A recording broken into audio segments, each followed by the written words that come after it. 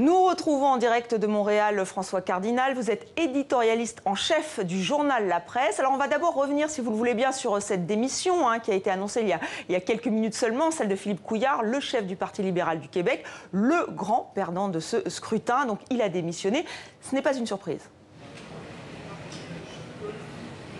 Non, c'est pas une surprise. En fait, de lundi soir, dès que les résultats ont été connus, la vague de la coalition Avenir Québec était si forte que les libéraux, finalement, n'ont eu que des miettes. Ont eu, évidemment, le pire score de leur histoire en termes de voix. Et donc, la démission de Philippe Couillard était attendue depuis lundi soir. Aujourd'hui, donc, il a confirmé non seulement qu'il quittait la chefferie du Parti libéral, mais aussi son poste de député. Pour, évidemment, laisser la place à un successeur qui va être nommé dans les prochains jours. Est-ce qu'il quitte la vie politique ?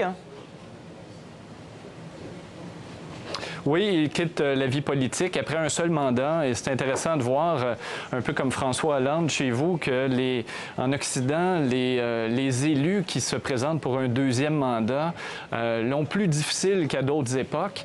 Et donc, Philippe Couillard, après 4 années controversées, avec un bon bilan économique, mais, disons, un passé d'austérité budgétaire qui lui a collé à la peau tout le long de la campagne électorale, n'avait d'autre choix que de quitter complètement la vie politique. Donc c'est la CAQ qui s'est imposée avec François Legault. Alors il a remis le débat sur la laïcité d'entrée de jeu. Est-ce que ça vous a surpris? Est-ce que ça surprend au Québec?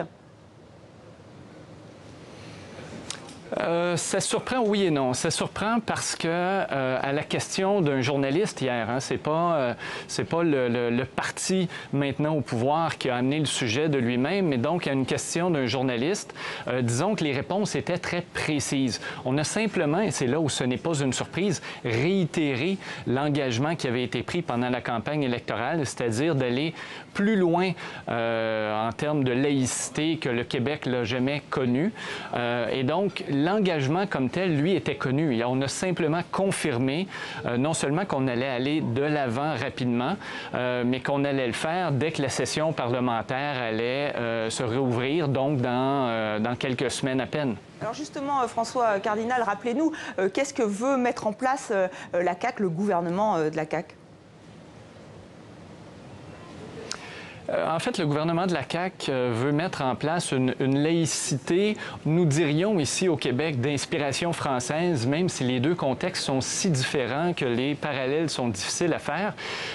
Mais on veut simplement exiger des représentants de l'État en position d'autorité qui peuvent utiliser une force contraignante. Donc, on parle de policiers, on parle de procureurs, les juges, les gardiens de prison, par exemple. Donc, tous ces employés de l'État, ces représentants, ne pourraient plus afficher un signe religieux ostentatoire. C'est le consensus qui s'est dessiné ces dernières années au Québec, il faut le dire, mais la CAQ va plus loin. Et c'est là où la controverse déjà a été enclenchée, c'est-à-dire que François Legault veut également imposer cette laïcité-là aux enseignants, aux éducatrices en maternelle, en CPE, en crèche, si vous voulez. Et ça fait débat. Les Québécois veulent une plus grande laïcité, je pense, en majorité, mais sont très frileux quand vient le temps de menacer de mettre à la porte des employés de l'État qui ne respecteraient pas les nouvelles contraintes. Donc, le débat est relancé. Ça fait 10 ans que ce débat-là revient cycliquement. Et là, encore une fois, donc, le gouvernement dit vouloir en faire une priorité. Alors, François Legault s'est distancié de Marine Le Pen. Vous évoquiez la politique française, la présidente du Rassemblement national français dans un tweet.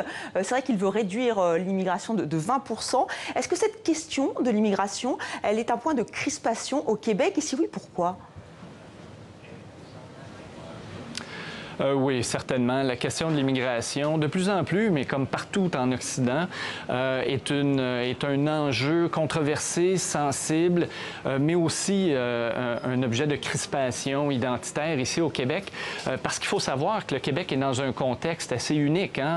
8-9 millions de francophones dans une mer de 400 millions d'anglophones. Donc, évidemment que les questions d'identité sont sensibles, ne sont jamais très loin, mais dans les dernières années, pour de multiples multiples raisons, cet enjeu-là a pris le dessus. Une des raisons principales, c'est que cette élection qui vient de se terminer était la toute première en 50 ans où la question constitutionnelle, la question nationale, donc est-ce que le Québec doit devenir un pays ou doit-il rester au Canada, c'était la première fois en 50 ans, donc, qu'elle ne faisait pas partie des enjeux électoraux.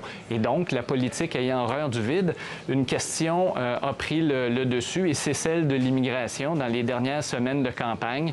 François Legault qui veut réduire les seuils d'immigration alors que dans la dernière décennie, ils ont toujours augmenté ces seuils-là. C'est une réduction temporaire, a-t-il dit, de 20 %. Donc, on veut passer de 50 000 à 40 000 immigrants par année au Québec. Oui, mais ça peut paraître paradoxal puisque l'économie va bien. Pourquoi donc cette crispation? L'économie va très bien. Même, je dirais que la question est d'autant meilleure que l'économie va si bien qu'il y a aujourd'hui pénurie de main-d'œuvre au Québec, tellement l'économie s'est emballée. Et donc, oui, on peut certainement se demander pourquoi, à ce moment-ci, réduire les seuils d'immigration alors qu'aujourd'hui, les nouveaux emplois sont occupés à peu près à moitié par des immigrants. Donc, on peut se demander s'il n'y a pas là une contradiction. Mais le contexte, évidemment, prime surtout. Et il y a un contexte de crispation identitaire ici comme ailleurs. L'enjeu de l'immigration suit de pas très loin celui de la laïcité. Et donc, c'est celui qui prend aujourd'hui le dessus en politique au Québec. Merci François Cardinal. Vous étiez en direct de Montréal.